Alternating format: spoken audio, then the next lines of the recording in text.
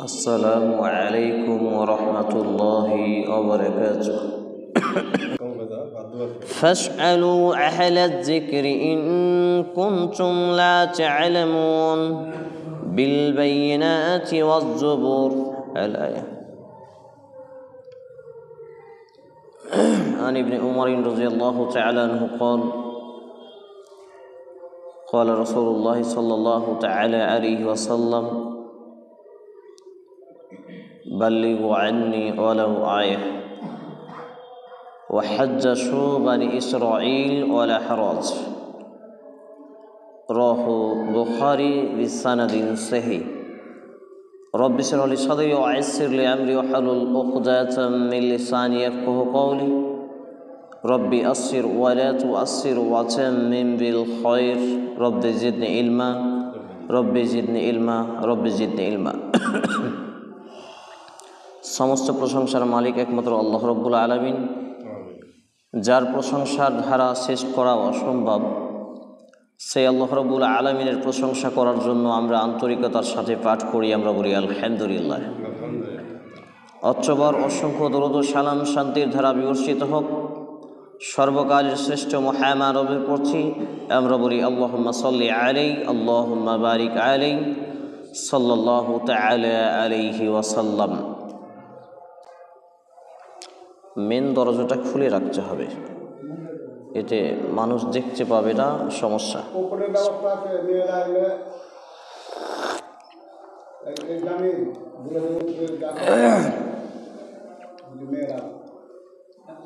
আজকের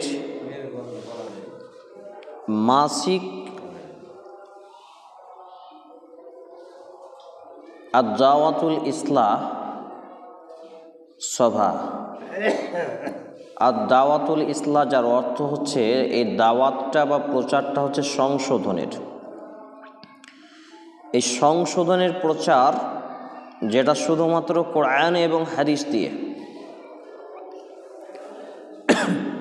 কোরআন এবং হাদিসের কথা মানুষের কাছে বলে, মানুষকে জানিয়ে, মানুষের সংশোধন করা, মানুষকে আল্লাহমুখী করা, তার রসুলের আদর্শে ফিরিয়ে আনার হচ্ছে এই প্রোগ্রাম। সো আমি আজকে যে বিষয়ের প্রতি আলোচনা রাখব সেটি হচ্ছে মুসলিম সমাজে ধর্মের নামে বক্তাদের ধর্মীয় ব্যবসা। আমাদের ধর্মের নাম ইসলাম, এটাকে আমরা ধর্ম বলি। আসলে এটাকে আল্লাহ রাব্বুল আলামিন ধর্ম বলেননি, এটাকে কি বলেছেন? দিন বলেছেন। আমরা যদি দেখি কুরআনুল কারীমের একটি চমৎকার আয়াতের অংশ, সূরা আলে ইমরান 3 নম্বর সূরা আয়াত নম্বর 19, আল্লাহ রাব্বুল আলামিন বলছেন ইন্নাদ দীনা ইনদাল্লাহিল ইসলাম। আল্লাহর কাছে মনোনীত, কবুলযোগ্য, গৃহীত, অ্যাকসেপ্টেবল যে জীবন ব্যবস্থা বা যেই মাপকাঠি বা যেই মানদণ্ডটা, সেটা হচ্ছে দিন ইসলাম। তো আল্লাহর কাছে গৃহীত যেই দিনটা, সেইটাই হচ্ছে দ্বীনুল ইসলাম। সুবহানাল্লাহ বলবো না? মানে আমরা যেটাকে ধর্ম বলছি, এটাকে আল্লাহ রাব্বুল আলামিন কি বললেন তাহলে? দিন বললেন। বোঝাতে পারছি না মনে হয়। ওই কাছের দরজাটা লাগাও তো, এটা দিন মানে কি বলেন তো? দিন মানে আলো। আলো, দিন বিনা লাইটে আলো নাই, একে অন্যকে চেনা যায়। তো আল্লাহ রাব্বুল আলামিন দিন বলেছেন মানে আলোকিত ধর্ম। সুবহানাল্লাহ, গায়ের লোম ভাবড়িয়ে যাচ্ছে, বিষয়গুলো উপলব্ধি করুন। মানে আলোকিত ধর্ম যদি পৃথিবীতে কোনোটা থাকে, সেটা হচ্ছে ইসলাম। বোঝা যাচ্ছে? এই আলোকিত ধর্মটাকে অন্ধকারে নিয়ে যাচ্ছে আজকের তথাকথিত কিছু ধর্ম ব্যবসায়ী মৌলবীরা। কিভাবে? এবার আপনাকে আমাকে জানতে হবে। বিরক্তি হবেন না, শারীরিক অসুস্থতা, কিচ্ছু করার নেই। সো আল্লাহ রাব্বুল আলামিন আমাকে এবং আপনাকে যেই দিনের ওপরে, যেই ধর্মের ওপরে একবারে গ্রহণ করে পাঠিয়েছেন। বলেন আমার আর আপনার যদি জন্ম মুসলমান ছাড়া, মানে এই আলোকিত ধর্ম ছাড়া, এই উজ্জ্বল দিনের আলোর মানে স্বচ্ছ দিন ইসলাম ছাড়া অন্য কোনো জায়গাতে জন্ম লাভ করাতেন, হিন্দু ঘরে হোক, খ্রিস্টান ঘরে হোক, ডোমের ঘরে হোক, সাঁতালের ঘরে হোক, তাহলে আমরা যে এই এত শান্তিময় জায়গা মসজিদে আজকে এখানে উপস্থিত হয়েছি, এটাতে উপস্থিত হতে পারতাম? তাহলে এর জন্য আমাদের একটা আল্লাহর কাছে কি করা উচিত? শুকরিয়া করা উচিত যে আল্লাহ রাব্বুল আলামিন আমাকে আপনাকে কাফের ঘরে জন্ম দেননি, অমুসলিম ঘরে জন্ম দেননি, আমাকে এবং আপনাকে মুসলিম ঘরে জন্ম লাভ করেছেন। মানে তিনি পৃথিবীর সবথেকে বড় নিয়ামতটুকু আমাকে আপনাকে দান করেছেন। বলবো না আলহামদুলিল্লাহ? আল্লাহুস সামাদ। তাহলে আমরা আল্লাহর কাছে কি নিব, কি চাইছি আল্লাহর কাছে বলুন? এর বিনিময়ে আল্লাহ রাব্বুল আলামিন আমাদেরকে বলেছেন যে টাকা দাও, বলেছেন আল্লাহ রাব্বুল আলামিন তুমি সংসার করো না, বিয়ে শাদী করো না, বলেছেন তুমি 24 ঘন্টা মসজিদে পড়ে থাকো, নাকি বলেছেন সারাক্ষণ কোরআন তেলাওয়াত করো? এমন তো কোনো কথা বলেননি।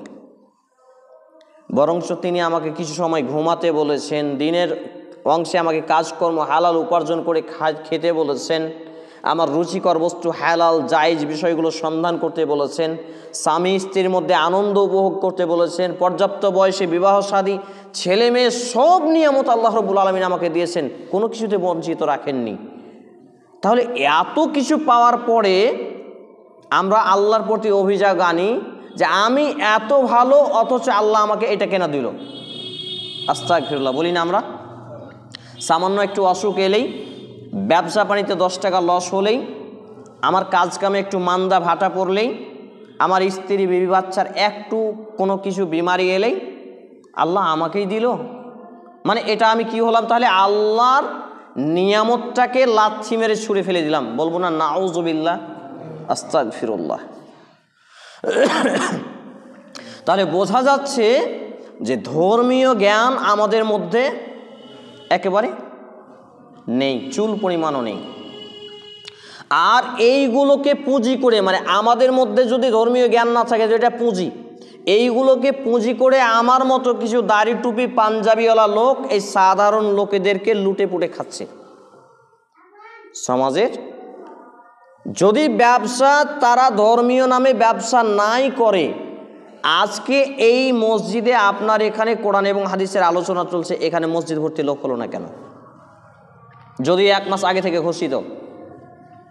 এই দাদা জানেন, যাওয়ার সময় প্রোগ্রাম শেষে উনি ছাড়লেন না, চা খেয়ে যেতে হলো ওনার দোকানে, এবং তিনি ডেটটা মাথায় রেখেছেন আলহামদুলিল্লাহ। এবং যেই ছেলেটা এখানকার আপনার টোটো পাঠিয়েছেন, উনি হয়তো যদি ফোন না করতেন তাহলে আমার খেয়াল থাকতো না।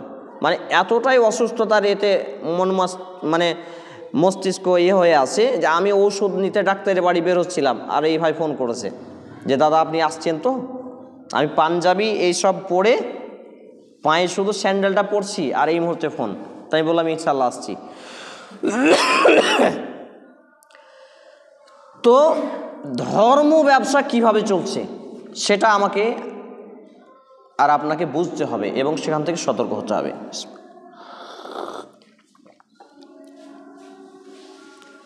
আল্লাহ রাব্বুল আলামিন বলছেন সূরা আন-নাহাল 16 নম্বর সূরা 43 এবং 44 নম্বর আয়াত, 14তম পারা, পৃষ্ঠা নম্বর 272, কুরআনুল কারীমের 16 নম্বর সূরা 43 এবং 44 নম্বর আয়াত, 14তম পারার 272 নম্বর পৃষ্ঠাতে আল্লাহ রাব্বুল আলামিন বলছেন ফাসআলু আহলা যিকরি ইন কুনতুম লা তা'লামুন বিল বাইয়িনাতি ওয়াজ জুবুর। এখানে সম্বোধন করা হচ্ছে যারা দিন সম্পর্কে জানে না। দিন বলতে কোনটা? আমাদের দিন ইসলাম। এই আয়াত ছিল 1442 বছর আগে বিশ্বনবী মুহাম্মদ রাসূলুল্লাহ সাল্লাল্লাহু আলাইহি সাল্লামের উপরে। সেই সূত্রে এই আয়াতটি আমাদের উপরে প্রযোজ্য, আমরা যারা নিজেদেরকে মুসলমান দাবি করি। তো আল্লাহ বলছেন যারা তোমরা জানো না, ফাসআলু আহলা যিকরি ইন কুনতুম লা তা'লামুন বিল বাইয়িনাতি ওয়াজ জুবুর, তাহলে তোমরা জেনে নাও যার জানা আছে, বিল বাইয়িনাত ওয়াজ জুবুর। সেই সময় ধর্মগ্রন্থ ছিল জবুর, কিন্তু আমাদের ধর্মগ্রন্থ কি? আল কোরআন। তাহলে যার জানা আছে কোরআন সহ, দলিল সহ, গ্রন্থ সহ, সুবহানাল্লাহ। দেখেন কত চমৎকার আয়াত। এই আয়াতগুলো সাধারণত আমাদের এলাকার হুজুররা পড়বে না, মানে তাদের পুঁজি ফাঁস হয়ে যাবে। এটা একটা ধর্ম ব্যবসা। তাহলে যার জানা আছে তার কাছ থেকে জানবে কারা? যাদের জানা নেই। তো এই দিন ইসলামটাকে জেনে মানতে হবে নাকি না জেনে মানতে হবে বলেন? জেনে মানতে হবে। আমি ধরেন নামাজ পড়ব, তো নামাজের আগে অজু আছে, তো অজুর আগে কিন্তু ফরজ গোসল ফরজ। নামাজ যেমন 5 ওয়াক্ত ফরজ, তার থেকে আগে ফরজ অজু, তার থেকে আগে ফরজ গোসল। সুবহানাল্লাহ। ইসলাম কত চমৎকার একটা জীবন বিধান দেখেন। সেই সময়ে আল্লাহ নবী মুহাম্মদ সাল্লাল্লাহু আলাইহি সাল্লামের জীবিত থাকা অবস্থায় কাফেররা কি বলতো জানেন? আল্লাহ নবী মুহাম্মদ সাল্লাল্লাহু আলাইহি সাল্লাম সাহাবীদেরকে শিক্ষা দিচ্ছেন যে তোমরা যখন পানি পাবে না, পেশাব কিংবা পায়খানা থেকে যখন তোমরা পবিত্র হতে চাও, তখন তোমরা 3টি ঢিলা ব্যবহার করবে। কি ঢিলা? ঢিল। এবং এই ঢিলা যে ব্যবহার করবে এটা যেন গোবর না হয় আর হাড্ডি না হয়, কারণ গোবর এবং হাড্ডি হচ্ছে তোমার ভাই জিনদের খাবার। সুবহানাল্লাহ। এরকম শিক্ষা কোনো ধর্মে দেওয়া হয়েছে? তো কাফেররা বলতো দেখো দেখো দেখো, মুহাম্মদ ইসলামের শান্তির কথা বলে, কোন দিকে মুখ করে পেশাব পায়খানা করতে হয় এটাও শিক্ষা দিচ্ছে, উপহাস করত। কিন্তু এটা কি উপহাসের বিষয়? কথা বলেন। এটা তো আনন্দের বিষয় যে আমাদের নবী মুহাম্মদ সাল্লাল্লাহু আলাইহি সাল্লাম আমাদেরকে শিক্ষকের থেকেও বেশি কোন দিকে মুখ করে পেশাব করব, পায়খানা করব, এ টু জেড আমাদেরকে শিখিয়ে দেয়নি? সুবহানাল্লাহি ওয়া বিহামদিহি সুবহানাল্লাহিল আযীম। তিনি বলছেন কিবলার দিকে মুখ করে বা পিঠ করে পেশাব এবং পায়খানায় বসিও না। এই শিক্ষা কে দিয়েছে? আমি যদি কিবলা দিকে মুখ করে বা পিঠ করে পেশাব এবং পায়খানা না করি, তাহলে এটা নেকি হলো কি হলো না? এটা ইবাদতে গন্তি হলো কি হলো না? কিন্তু এটা যদি আমি না জানি, তাহলে না জেনে যদি পালন করি আর জানা যদি না থাকে, তাহলে কি এটা ইবাদত হবে? কিছু নেই। মসজিদের মধ্যে মশা তাড়ানোর কিছু জ্বালানো নেই, মশা কামড়াচ্ছে মানুষকে মনে হচ্ছে। সংক্ষিপ্তভাবে ছেড়ে দেবো, অধৈর্য হেন না। তো আল্লাহ তাআলা জানা মানুষের কাছ থেকে এই ধর্মটাকে, আলোকিত দিনটাকে নিতে বললেন। এখন আপনার এলাকায় কদিন পরে এই ব্যাংকডুবি মাদ্রাসায় জালসা হবে, সম্ভবত জানুয়ারি 20 তারিখে, আমাকে যেটা ডেট জানানো হয়েছে। বাংলাদেশ থেকে বক্তা আনা হবে, যেই বক্তাকে আমি ড্যাডমা বক্তা বলেছিলাম গত বছর স্টেজে। জি, কম করে 50,000 টাকা নেবে, যদি না হয় 40,000 টাকা দিয়ে একটা মসজিদকে 4 বছর চালানো যাবে, দেখবেন। ওই জালসার কমিটির লোকটিকে বলেন যে ওই টাকাটা একটা ভণ্ড বক্তাকে না দিয়ে একটা মসজিদে 40,000 টাকা তুমি দান করো, কালেকশন করে মানুষ আপোষে দানও করবে, ওর থেকে বেশি দানও উঠবে, এবং ওই দান দিয়ে মসজিদে যারা বড় বড় বৃদ্ধ হয়ে গেছে, নামাজ পড়ে যে কাজ নেই, কি করবে? কোরআন তো পড়তে যায় না, কোরআন পড়বে। টিভির দোকানে যে টিভি দেখছি, তো ওই লোকগুলোর সময়কে অযথা না ব্যয় করিয়ে তাদেরকে মসজিদে শিক্ষা দাও কোরআন এবং হাদিসের ওই টাকা দিয়ে। যেই নারীরা আজকে কোনো কাজ পায় না, দোয়া শিখার আগ্রহ, লজ্জায় মানুষকে বলতে পারে না, শিক্ষা ব্যবস্থা নেই, আর তারা না মসজিদে আসতে পারবে না মাদ্রাসায় যেতে পারবে, 2 ছেলে 4 ছেলের মা, তাদের জন্য শিক্ষা ব্যবস্থা করো। ওই জালসা থেকে বেশি লাভ হবে না ক্ষতি হবে? লাভ হবে। কিন্তু ওই মস্তিষ্ক আমাদের কাজ করে না। দেখেন, 1 ঘন্টা 2 ঘন্টা 2.5 ঘন্টাতে 40,000 50,000 টাকা নিয়ে চলে যায়। আর একটা ভালো মানের ইমামকে 10,000 টাকা বেতন দিতে আমাদের এবং আপনাদের কত কষ্ট হয় বলেন তো। এই যে আপনাদের ইমামের কথা বলি, সে থাকবে, সে কথাও আমি ওর সামনে বলতে পারবো। আজকের যে আচরণ, এর আগে আমাকে অনেকে অভিযোগ করেছে। আপনাদের এই ইমাম সাহেব আমাকে বললেন সামনে মাসে আমি দায়িত্ব নিয়ে আমার ছাত্রীদেরকে এবং পাড়া মহল্লায় আমি ওই রকমভাবে জানিয়ে দিয়ে উপর তলায় মেয়েরা বসবে, নিচের তলায় ছেলেরা বসবে। এই দাদা ছিলেন এবং ইনশাআল্লাহ ডেটের কোনো সমস্যা হবে না, 1 মাস সময় আছে। আজকে আপনারা বলছেন যে ইমাম ঘোষণা করেনি। ঘোষণা না করার ফলে গত মাসে যে লোক কটা হয়েছিল তার থেকে লোকের সংখ্যা অর্ধেকও নেই। অনেক কটা লোক আমাকে চিনতেই পারেনি। একে তো অসুখে চেহারার অনেকটা ফিগার পাল্টে গেছে, আর টুপি পড়েছিলাম। অনেকে মুখে মুখে তাকিয়েওছে, চেয়ার টেবিলে এসে আবার উপলব্ধি করতে পারেনি যে কে আসছে। অনেকক্ষণ দাঁড়িয়েও ছিল বাইরে কিছু লোক। তো এই ইমামটাকে যদি আপনি বলতেন 500 টাকা দেব, ও সব কাজ ফেলে আগে এটা ঘোষণা করতো না? তাহলে যদি এই ব্যাপার হয় যে পেট পূজারি ধর্ম ব্যবসা হলো কি হলো না বলেন? তো এই জায়গাটাতে একটা হাকপন্থী আলেম যদি রাখা যেত, 5,000 টাকা মাসে বেশি লাগুক, তাহলে এর দ্বারা আমি আপনি উপকৃত হব কি হব না? তাহলে এর জন্য ভাববে কে? কমিটি। এবার কমিটি রেখেছি কাদেরকে? যারা কমিটি ইসলাম বোঝে না, যারা কমিটি ইসলাম সম্পর্কে কিছু জানে না, যারা কমিটি কোন দিকে মুখ করে পেশাব পায়খানায় যেতে হয় জানে না। ওয়ালাইকুম আসসালাম ওয়া রাহমাতুল্লাহ। এই সব ব্যক্তিদেরকে আমরা কমিটি রেখেছি। কমিটি রেখেছি কে? যার টাকা বেশি। কমিটি রেখেছি কাকে?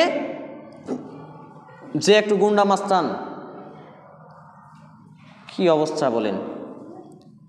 মসজিদ মাদ্রাসাগুলো আজকে যেভাবে চলছে, এটা কিয়ামতের আলামত নয়? অযোগ্য ব্যক্তিদের হাতে দায়িত্ব চলে যাওয়া কিয়ামতের আলামত নয়? আপনি আপনার বাড়ির পাশে এই জায়গাটাতে এখনই এটা প্রোগ্রাম চলছেই, ওইখানে করে একটা ভাটকা ফোটান, দিয়ে ভাটকা ফুটিয়ে 4-5টা লাইট জ্বালান, আর বাচ্চাগুলোকে 8-10টাকে একটু হই হুল্লোড় করে চেঁচামেচি করতে বলেন। দেখবেন কয়েকশো নারী পুরুষ জমা হয়ে গেছে। বাস্তব প্রমাণ নেন, এবার কয়েকশো লোক জমা হয়ে গেছে। তাহলে এই যদি পরিবেশ পরিস্থিতি হয়, তা আমার মতো অযোগ্য ব্যক্তি কোরআন এবং হাদিসের আলোচনা করেই কি করবে বলেন? যারা এই মসজিদের দায়িত্বে আছে, যারা মসজিদের ইমাম, যারা মসজিদের খতিব, যারা বড় বড় পাগড়ি নিয়েছে, ডিগ্রি নিয়েছে, যাদের জুব্বা বড়, আলখাল্লা বড়, যাদের দাড়ি বড়, টুপি বড়, যারাই যদি ধর্মের ব্যবসা করে, তাহলে আমি আর কি করবো বলেন? আল্লাহ, পরিবেশ কতটা জটিল এবং কতটা কঠিন বোঝেন। তাহলে আল্লাহ রাব্বুল আলামিন তিনি বললেন জানা মানুষের কাছ থেকে ধর্ম নিতে হবে। এখন আপনি যেই লোকটাকে বা আপনার কমিটি, ডান সাইড, এই সাইডে চলে আসতে হবে, ফাঁকা আছে, যেই লোকটাকে বা যেই বক্তাটাকে কন্ট্যাক্ট করে আনলেন, চুক্তি করলো আগে কি অ্যাকাউন্টে 5,000 টাকা ভরতে হবে, অ্যাকাউন্টে 5,000 টাকা অগ্রিম। মানে ওটা কি বলেন তো? বেঁধে দেওয়া। ওটাতে বেঁধে দেওয়া হলো যাতে প্রোগ্রামটা ক্যান্সেল না হয়ে যায়। যদি ক্যান্সেল করে তো 5,000 টাকার পাবে না ফেরত। একটা ভণ্ড বক্তার নাম বলবো, আপনারা তো বলবেন পিস টিভির বক্তা, ওর মুখের ভাষা দেখেছেন তো? আপনি বলবেন তো গীবত করছেন। এই গীবত কিন্তু জায়েজ। যারা ধর্ম নিয়ে ব্যবসা করবে তাদের পর্দা ফাঁস করা গীবত হচ্ছে সময় সাপেক্ষে ফরজ, আর সময় সাপেক্ষে জায়েজ, আর কখনো কখনো সুন্নাহ। দেখেন প্রমাণ করছি। সম্ভবত গত বছরের ঘটনা, একটা মেয়ের একটা ছেলে হারিয়ে গেছে। স্টেজে তার কাছে খোঁজ নিতে এসেছিল। শব্দটা কি চয়ন করছিল আমি ওই শব্দ নিয়ে আসতে পারবো না। মানে এত নোংরা শব্দ আপনি কল্পনা করতে পারবেন না। আস্তাগফিরুল্লাহ। অথচ তার বিজেট জানেন এখন 12,000, 15,000, 20,000। 5,000 টাকা অগ্রিম না দিলে সে প্রোগ্রামে ডেট নেই না। আর জাতি এতটা ভণ্ড, মানে যারা জালসার কমিটি এরা অধিকাংশই কোন দিকে মুখ করে মুততে হয় জানেন, আমি বলি কালেকশন করা টাকা নিজের বাপের পকেট থেকে দেয় না নিজের খাটা দেয়। 5,000 টাকা গেল তো 20,000 টাকা কালেকশন করবে, একটা গরু জবাই করবে, 14 গোষ্ঠী মিলে খাবে। এটা ধর্ম হলো? বলেন না ব্যবসা হলো? ধর্ম ব্যবসা নয়? একটা করে ধর্ম ব্যবসা যদি আমি আপনাদের সামনে বলি, শেষে বলবেন না না হাবিবুল্লাহ ভাই আর প্রোগ্রাম করা লাগবে না, আপনারাও বিগড়ে যাবেন। কারণ শেষে আমরা ওতে জড়িত আছি। এই মসজিদের আপনাদের উন্নতি করবে জালসা হয়? একবারই হয়েছে না? ও মানে ধারাবাহিক হয় না। যাক আলহামদুলিল্লাহ। আচ্ছা, নাইট না বড় মেলা হয়? তাহলে যদি আপনারাও এতে জড়িত আছেন, তাহলে এবার তো আপনি দ্বিতীয় মাসে বলবেন যে না হাবিবুল্লাহ ভাই আর প্রোগ্রাম করতে হবে না। খুবই লজ্জা লাগে এবং কল্পনা হয়। তা আমি ওকে বললাম যে সবার আগে আমি প্রাধান্য দিই মানুষের নামাজি হওয়া। কারণ একজন নামাজি মানুষ সে যত বড়ই খারাপ হোক, একটা কথা বলি, যদিও বাচ্চা ছেলে আছে,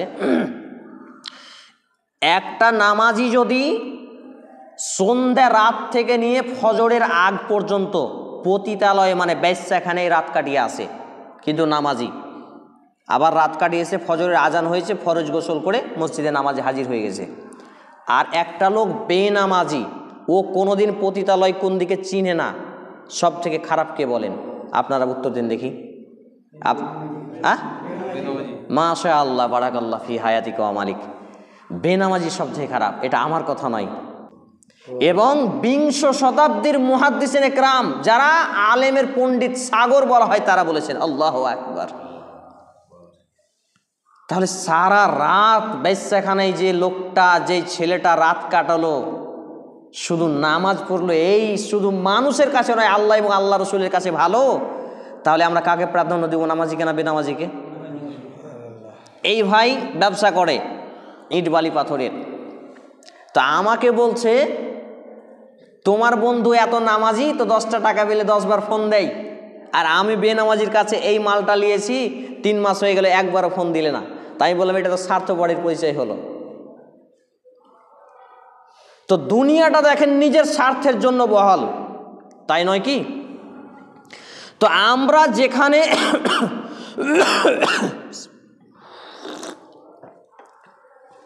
যেখানে আমাদের স্বার্থ ঠিক আছে সেখান পর্যন্ত আমরা মজবুত, আর যেখানে আমাদের স্বার্থ শেষ সেখান থেকে আমরা ব্যাক কেটে গেলাম।